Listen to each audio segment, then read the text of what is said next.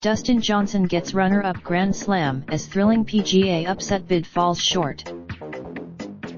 Farmingdale, NY.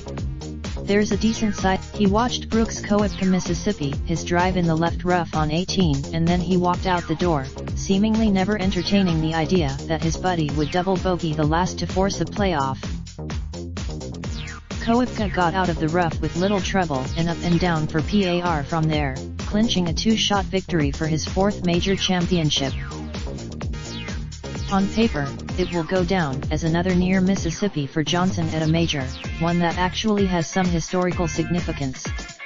A1 under 6, he was asked about it in a radio interview immediately after signing his scorecard. The usually stoic, "Yay. It was really genuinely funny. Everyone was cracked. It was hard to believe DJ of all people was joking around after letting a chance at a playoff slip away with bogeys at number 16 and 17, but it made sense because there was so little time to process his late charge amid 4 consecutive bogeys from Koepka. Johnson was 7 shots back to start the day. He shot 3 under on the front 9, and he was still 6 shots behind when he bogeyed number 11 at 4:48 p.m. Exactly 1 hour later, Johnson was within 1 shot of the lead after a birdie at number 15. It was an amazing most thought this tournament had been over since Friday, and Johnson brought it back to life Sunday afternoon. The fans were going, "It's not that they hate Koepka. They just wanted some." Johnson said he knew the wind would be tough and he might be able to put some pressure on Koepka with a good score.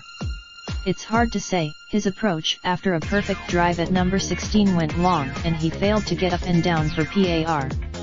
Same deal at the It all happened so fast that it seemed like Johnson was still processing everything after signing his scorecard, realizing that 3 pars to finish would have been good enough for a playoff. After.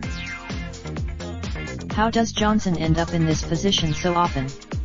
How is it that It raises some tough philosophical questions on the very nature of success and how it is measured, questions best left for another day.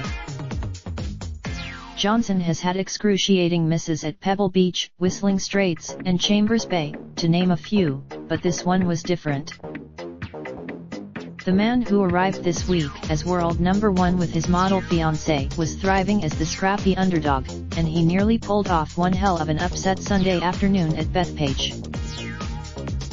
Obviously. Raindrops, truck top smoking, no cooking the hot pot. Fucking on your bitch, yeah, that. Looking up, open the park,